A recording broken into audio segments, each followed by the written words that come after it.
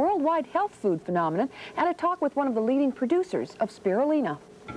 For most people, the idea of eating algae is a total turnoff. The slimy green stuff is not exactly considered gourmet dining, but technology now exists to farm it on a mass production basis and turn it into far more familiar edible forms. A few companies are just scratching the surface in what may be the next food-producing revolution.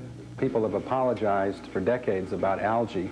Scientifically, they know that it could be abundantly grown, but everyone assumes that it can't be sold as a mass food. And I think Larry Switzer is one of the pioneers of the new techniques. He founded a company called Earthrise. 7 years ago, they backed basic research into how to grow algae as a crop.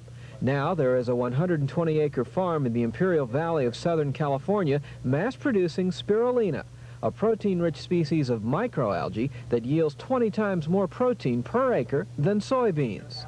algae by itself is a very strange product that typically has a very low status among our population. In Japan, that's not so, but in the United States, basically, we're meat eaters, we're meat and potato people. Vegetarians are a very small percentage of the population, and so the receptivity, the food culture wasn't right.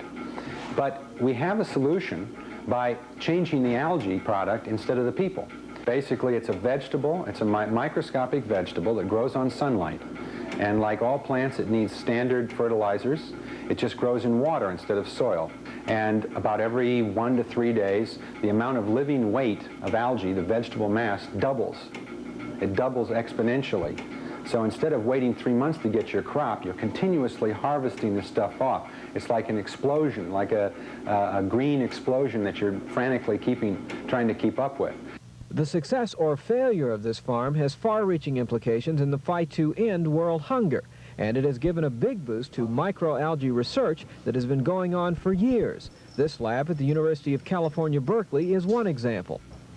They've been growing algae in these ponds for research for nearly 30 years, but what is new now is some of that research is leading to the use of algae in the production of food for people.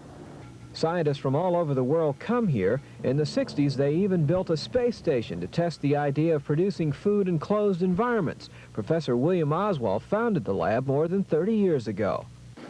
Well, the health food idea is the breakthrough to begin to educate people to use microscopic algae.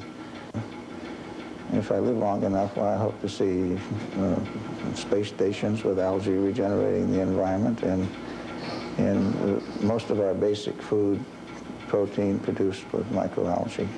In the last year, spirulina has been popping up on the shelves in health food stores and supermarkets. There's a diet aid, vegetable and protein powders, tablets, and yes, even a candy bar that's chocolate covered on the outside and green on the inside.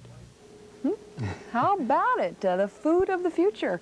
Mikey, you'll eat anything. If it's covered in chocolate, I'll eat it whether it's here or now. Okay.